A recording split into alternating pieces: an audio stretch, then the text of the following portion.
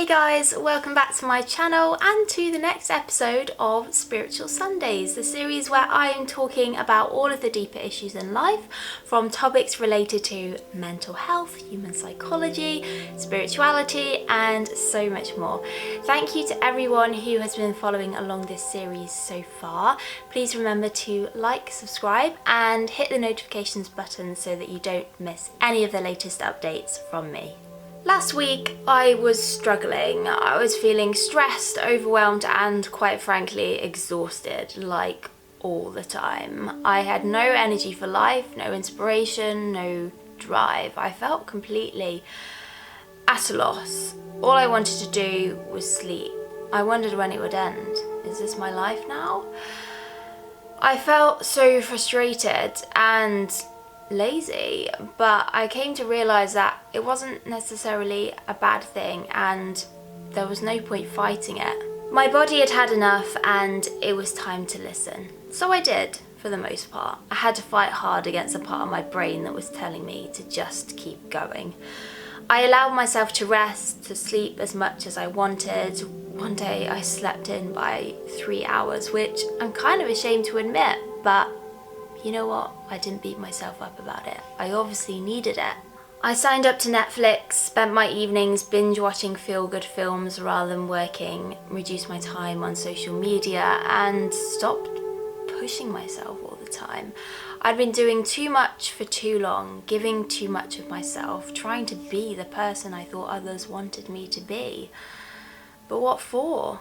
Where's that really got me? And was it worth it?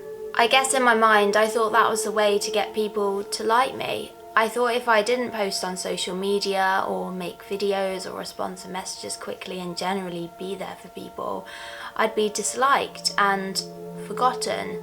I thought that being the person who always shows up was the way to success and happiness. But was I really happy or even successful? Maybe I was just kidding myself.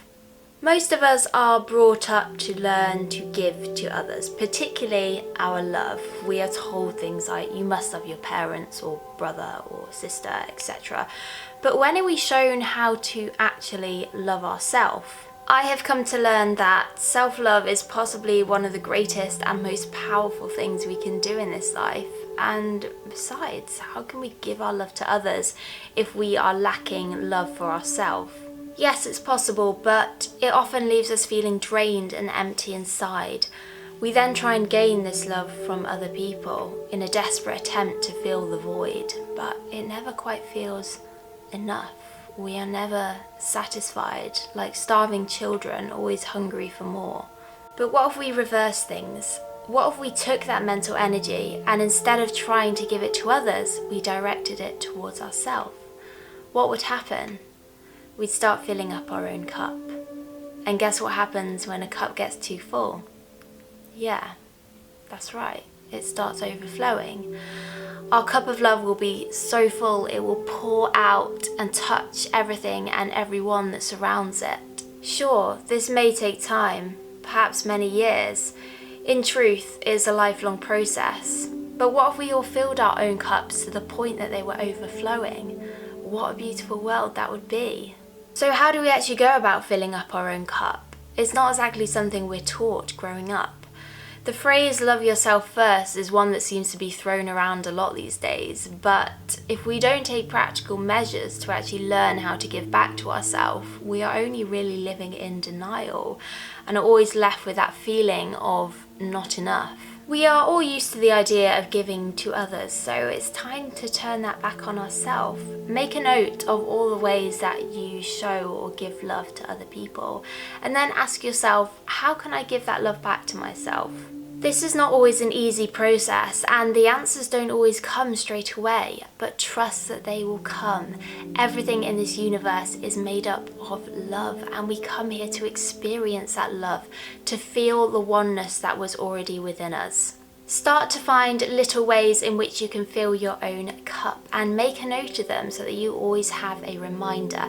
These could be practical things such as taking the time to sit down and read a book that you enjoy, going out for a walk in nature, cooking yourself a nice meal.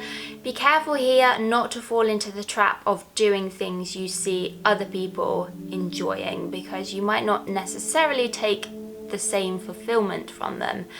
You've got to do what feels right for you. This is a very personal process. This process can also involve less practical things, such as learning to listen to and express your own emotions without judgment, or not comparing yourself to other people and instead finding positive aspects that you like about yourself. Keep asking yourself the same question every single day, and over time your brain will become wired to self-love. It will automatically search for ways in which you can give back to yourself. For some, this may at first feel selfish, but this is not a selfish process. Being selfish is about taking from other people without any concern for how it affects their well-being.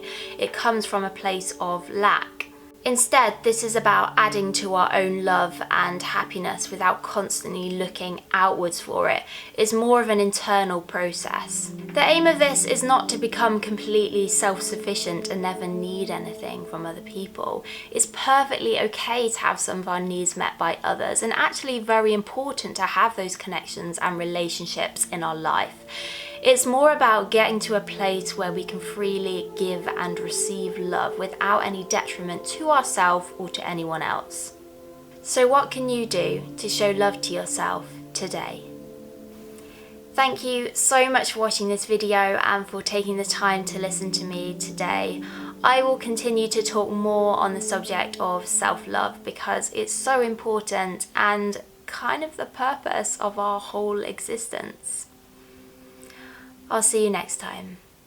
Bye.